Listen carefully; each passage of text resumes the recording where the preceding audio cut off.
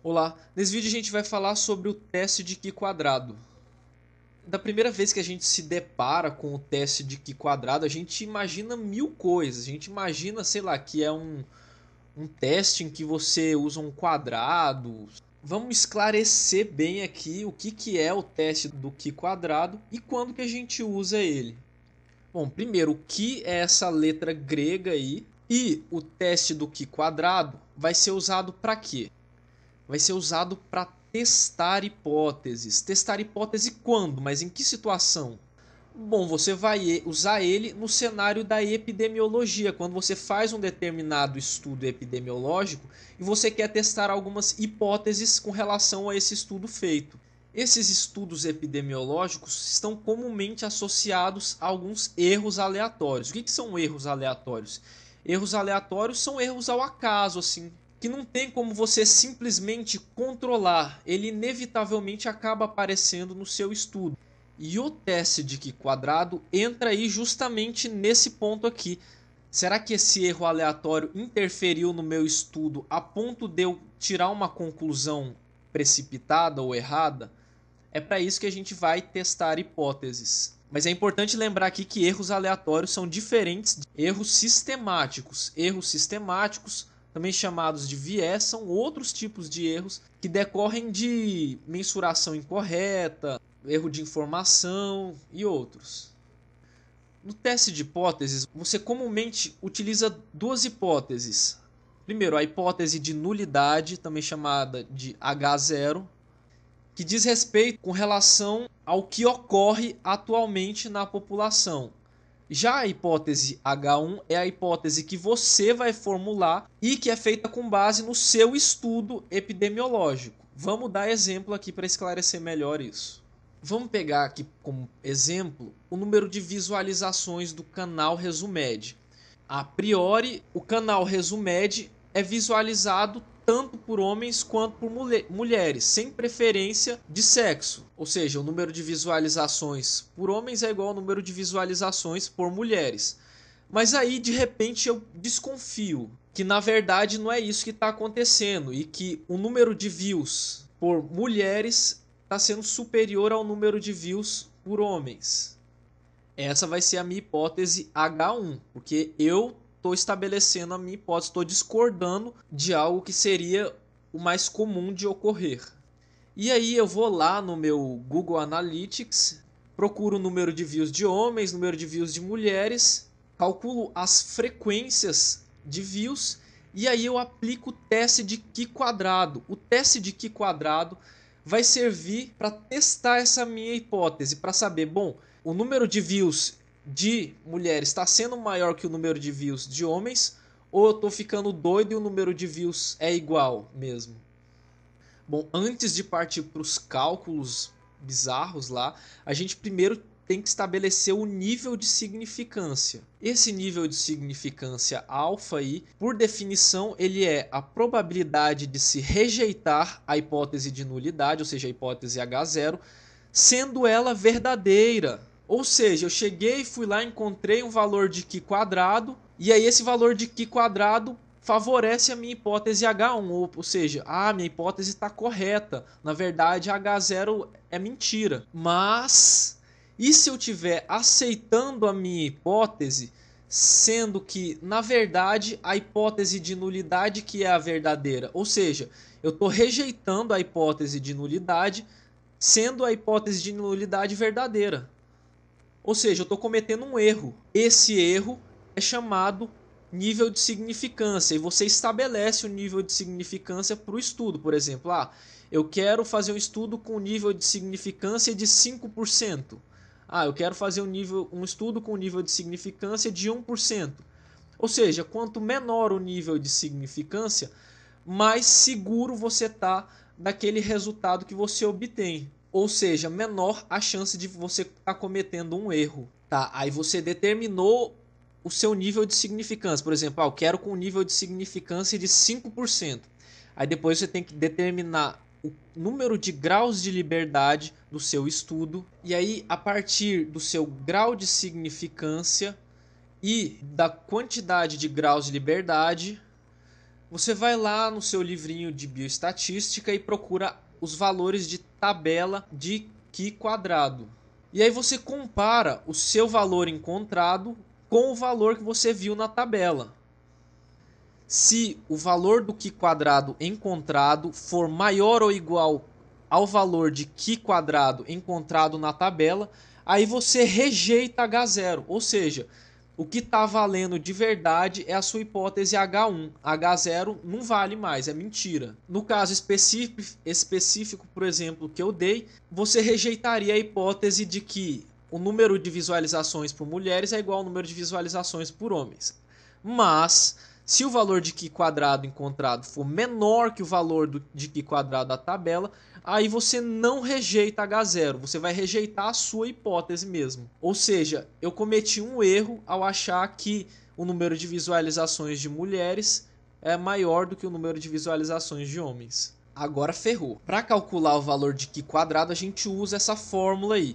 O valor de Qi quadrado é dado pelo somatório dos valores com I variando de 1 a R, sendo OI menos EI ao quadrado sobre EI. O que é cada um desses termos? Vamos por partes. Primeiro, o que representa esse OI? O OI diz com relação à frequência observada, ou seja, é o valor que você conseguiu obter lá no seu estudo epidemiológico. E o que é o EI?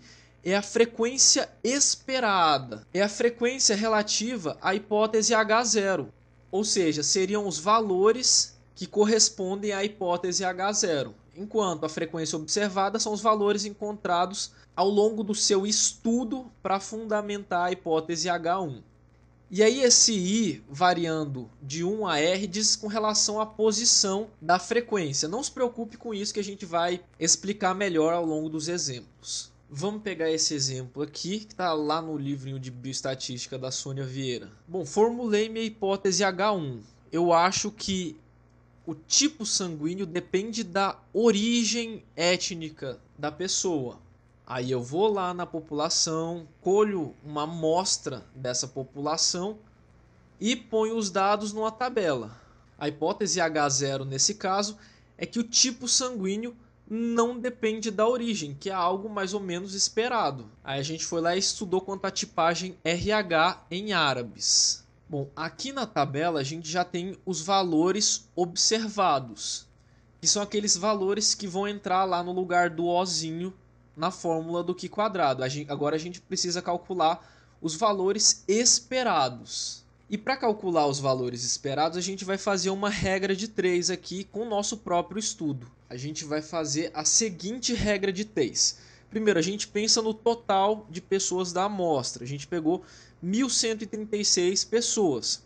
Dentre essas 1.136 pessoas, a gente encontrou 1.026 pessoas RH positivo. Se a gente fizesse com 316 árabes, era esperado a gente encontrar um valor E1 de frequência, que a gente vai calcular agora. É claro que a gente já tem o valor observado aqui na amostra, que é 289. A gente quer saber qual seria o valor esperado, ou seja, o valor para H0. Faço todos os cálculos e encontro o valor de 285,40. O que? Árabes com RH positivo. Esse é o valor esperado. Só que a gente tem que repetir isso para todos os outros valores encontrados na tabela. Árabes RH negativo, não árabes RH negativo e não árabes RH positivo. Guarda esse valor de 285,40 aí na sua memória. Vamos partir para outros valores esperados. Vamos usar a mesma lógica, só que agora para o RH negativo.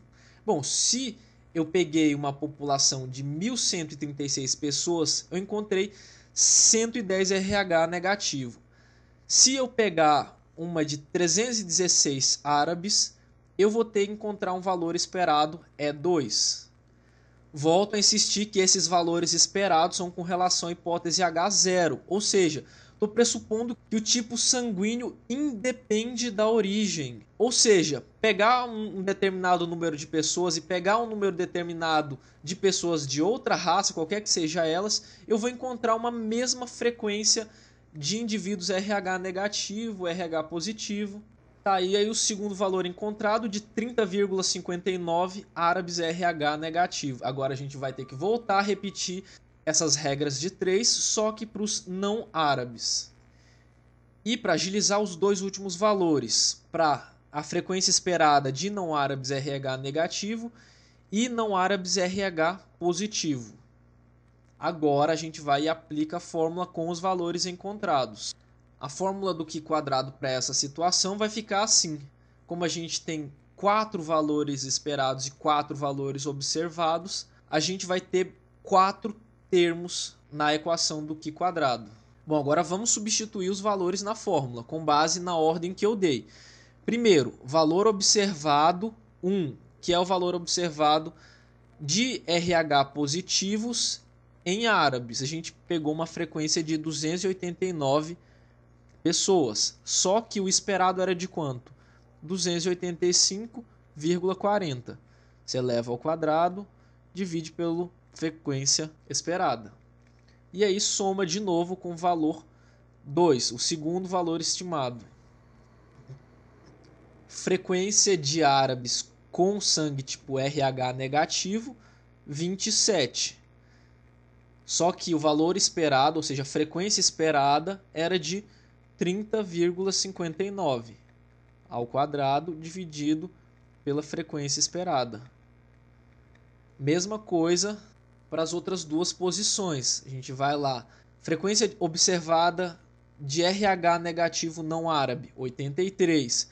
Só que a frequência esperada era de quanto? 79,4 ao quadrado sobre 79,4. E por último, frequência observada de RH positivo em não árabe, 737, menos a frequência esperada, 740,59 ao quadrado dividido por 740,59. Fazendo todos esses cálculos aí, encontramos o valor de Q quadrado de 0,646. Aí eu estabeleço que com esse estudo eu quero um nível de significância de 5%.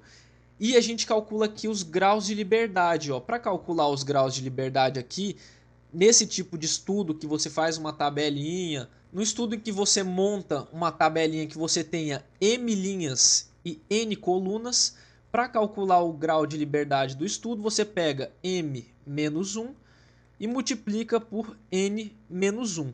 Como nesse caso a gente tem duas linhas e duas colunas, vai ficar 2 menos 1 vezes 2 menos 1, que vai dar 1 grau de liberdade. Aí a gente vai lá na tabelinha e procura o valor de Q quadrado para o valor de significância de 5% e com 1 grau de liberdade. O valor de tabela para 5% de significância e 1 grau de liberdade é de 3,84. Observa que o valor que a gente obteve é menor que o valor da tabela. Qual que é a conclusão que a gente tira? Ou seja, você não vai rejeitar H0. Ou seja, H0 é verdadeira mesmo. O tipo sanguíneo independe da origem. A sua hipótese H1 estava errada. E é isso. Obrigado por ter assistido. Espero que tenham entendido aí mais ou menos como que é o teste de Q quadrado. É um teste bem complicado, é bem meio abstrato assim, mas com a prática vai ficando mais fácil. Beleza? Valeu, falou, tchau.